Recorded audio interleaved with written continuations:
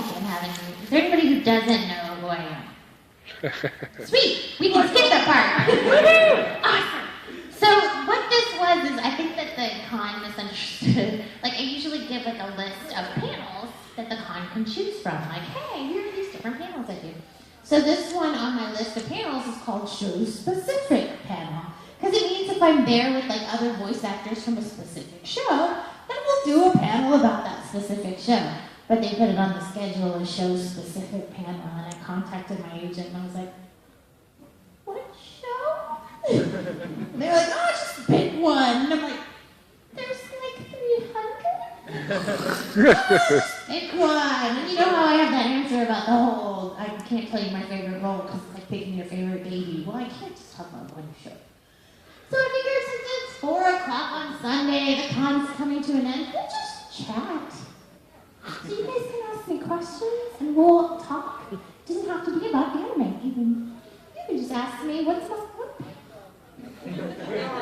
Yeah, I know you saw it. It's actually it's really good. I think it improves the slurping. It kind of gets it an apple, like a green apple flavor, with the melon in there. Oh, I know. Isn't that weird? I know a question. With the other stuff? I mix myself all the time. I don't normally, but it really is a nasty color though. Just a little. Oh really? So this is like a suicide Slurpee. It's 2 or 3, 4 more is graveyards. Yep, it's Oh, graveyard. it's a graveyard Slurpee. It is 4 more. Well, now it is, because... Please don't kill me. Slurpee. So, question. Whoa, hey, hi. He got his head. Oh. This is pretty much my entire Oh, no, you oh, good. I'll eat as soon as closing ceremonies are over. I'm gonna march my little butt into that my big butt into that restaurant and eat. Cause I already have something in mind. Y'all have the prosciutto flatbread over there. Wait, which restaurant? Not that I'm trying to stop. The little one here, like it's not even that. Well, it's The one when it's you walk in expensive, all the way but to it's, the bar. yeah, the little bar, the little hotel bar. So there's going to be alcohol. Oh, well, if you find me afterwards, I'll give you a piece of my flat. I've gotten this as a gift today if you want. Oh, you're so sweet. If I have any more sugar, I might accidentally kick you. I think I need to stop with the sugar. Yeah! He had his head up first. Yeah! All right, bucket list. Your 5 top. Bucket list, what, 5 top? Your top 5 for your bucket list. Come on. You said anything. I want to see the Great Wall of China. I want to go to the Taj Mahal. I want to do Shakespeare again. I want to go a lot of places. Like for me, I love to travel. So I also want to go to like Carnival. I want to see that. And what else? Oh, I want to go to Tahiti and stay in the little huts in the water. I want people to have to vote in my food. That's what I want. That would be awesome. Yeah, I love traveling, so usually that's my thing. Did you the voice actor tryout in the other room? Did you want to go? Oh, I didn't know. Did he not want to do his own thing, or does he want to merge it, or did he not say? He just never said. He's like, we're doing it in there. Okay. Well, if he wants to, we can. If not, we're good here. Okay. I will let him know, and then I'll be back. Awesome. If you guys want to run back and forth, David Benson's doing a panel over there. You're so sweet, but I ate like 10 of those this weekend. Yeah, they didn't have like a lot of like food, but they had nutrient bars, and I ate those for breakfast every day at lunch. Happy-ish. Yeah. Okay, have you ever done an anime series with Caitlin Glass? Many. Which ones? Oh, Lord. Full Metal Alchemist, Full Metal Alchemist Brotherhood, Freezing, Kazuno Sigma, Kitty Grade. She's been in everything that I've been in. Negima.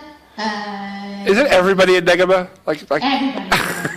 There were so many girls in Negima, and the Japanese originally wanted 33 different girls. And we didn't have 33 different voice actresses at the time.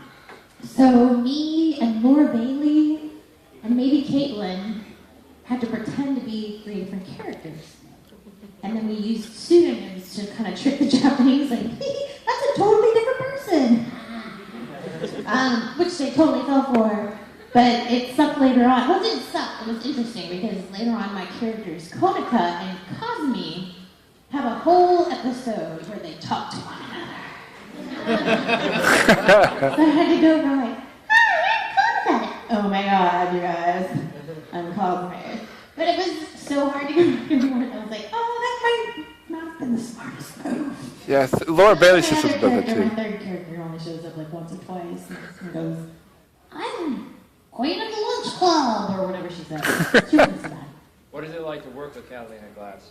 I've never actually had to work, I mean, we work separately. So Caitlin and I never worked one together, but she and I are old friends. She spent a year in Madrid teaching English, and I'm from Spain. So before she left, I gave her like this long list of to do and blah, blah, blah. So yeah, it's been, I mean, we've known Caitlin forever, and she's great. Yeah. Who else?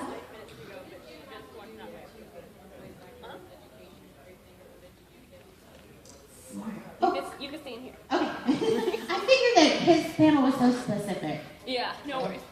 We'll just have people run back and forth. To become a voice, okay, here's the deal. I never Oops, I'm a writer. I never set out to be a voice actress. I just set out to be an actor. Okay? When I was 5, I wanted to be a ballerina and an actor. I wanted to be in movies. I wanted to be famous. I wanted to be in movies. Then, as I got older, I hurt my knee in ballet, so I couldn't be a ballerina anymore. So I started doing theater. And as I did theater, I realized, holy crap, I can make a lot of noise and act like an idiot, and people will actually enjoy it, whereas in ballet, if you make a lot of noise and you're an idiot, they don't like that. And you'll usually get hit by your instructor because they're not scared to hit you. Your parents pay them to hit you, in fact. It's not like you eat birthday cake, so then when you're in your 30s, you catch up by eating a lot of birthday cake. So yeah, that was hard, but I trained to be an actor, so when I was like 12 or so, when I was still in dance, I did like classes at school, like in my middle school, classes in high school. I found a little theater company that was holding auditions, and I auditioned when I was in middle school, and I got to do this little tour. We did these kind of PSA type shows. One was called Who Says I Can't Drink? About teenage drinking. One was Not Me, about drug abuse, but my favorite one was Tell Me It's Going to Be Wonderful, about sex. So we would go to these high schools and do these shows, and it was this tour, so I thought I was the coolest middle schooler ever because I got out of school and would go perform plays for the high schoolers about the drugs and stuff. But I got a lot of experience there because I worked with a lot of people that were older than me. And then in high school, I continued to take classes and audition, and college, same old, same old. And then did a lot of on stage work, stage work and on camera work. And it just kind of fell into my lap because Jason Douglas, who went to school with me and everything, he had a little, he's fantastic. He's one of my favorite. God, he's just a favorite actor. God, he's like God. He's like God. And he's like 6'7" too, so everybody has to look up to him. But he had a little keychain that was an anime character. I'm like, dude, why do you have an anime character on your keychain? He's like, that's my character. I'm like, you really dig him? He's like, no, I voiced that character. I was like, in Houston? BS. Whatever. Father Riverdale by any chance? Huh? Father Riverdale. No, I want to say it was, what is the Sorcerer? No, because I was around for Chrono. This was before I started. I want to say it was Sorcerer Hunters. What's the one where everybody's named like after food? I think that's Sorcerer Hunters. It was like carrot something or other. So I called an audition and it just kind of all fell into place. But I would suggest to people that are looking to be voice actors in any capacity, the best thing you can do is act. Because acting is what you need most. I think I said it in another panel where somebody once told me, I want to be a voice actor. I was like, well, great, are you acting at all? And he's like, no, I don't want to do that. You have to. Like, voice is the adjective to the noun, actor. So you have to act. So I would just to get out there and act in any capacity.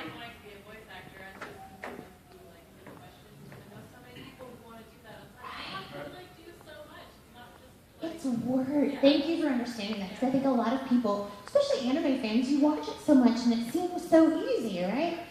So it's a lot of people go, I want to be a voice actor. I'm not going to train. I'm not going to do anything. I'm just going to be a voice actor. And it's like,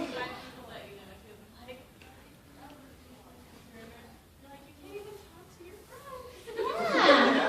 If you can't get up in front of people and talk, it's going to be really hard to break out of that shell. You can do it. But, yeah, you'll find that most voice actors are like, I'm a voice actor! Like, we're really crazy and loud because we're not afraid to look like idiots. You're sweet. I wish everybody felt that way. My family would probably beat you right now. But yeah, that's a good point, is that a lot of people don't realize how much work is involved. And that's the thing, too, is like a lot of people are like, oh my God, Monica Rial is in everything. And it has a lot to do with the fact that my voice, for one, you know, I have a voice that other people try to do, and it just comes out of my face naturally. Monica's Rial in everything. Well, I mean, it's either a blessing or a curse, I'm not sure. The other thing is that we move so fast these days that, like, it's a very weird skill set. You have to be able to act, do it in a certain amount of time, make sure that the right intent is there, but also be able to say all the Japanese names and sometimes do everything without ever even seeing it first. Like, sometimes we get to watch it first, sometimes we don't, you just go. It's like blind acting. So, when you see the same people over and over again, it's because it is so hard to find people that can just jump in there and go at that pace. We do bring in new people, but it's kind of a longer process, because you have to build them up to where they get to a point that they can move that quickly. And some people, like, I know people that have been on Broadway, that have done film and all this kind of stuff, and then they come to work at the studio, and they just, something doesn't click. Like, they don't get it. And then there's other people that are musicians that have never acted a day in their lives, and they come in and it's like, perfect. And they've just got this weird thing about them that just makes it work. So you never know. Yeah? What did you think when you first heard Jamie Markey and Christopher Sabat's Panty and Garter Belt? Well, I auditioned with Jamie. So I heard her panties, and don't you heard my stocking? And Chris, I knew Chris was gunning for that role, and I knew that he was very excited to get it. So yeah, I can't say that I'm surprised, because Chris is one of my good friends, and so is Jamie. So I kind of knew what to expect. But that cast was a lot of fun, and we're doing a convention in January, actually, where the whole cast, well, not the whole cast, the bad guys are going to be there, but Panty and Stocking and Garter Belt and Chuck and Briefers are all going to be there together, so it should be a lot of fun. You had a question? Yeah, because you were talking about the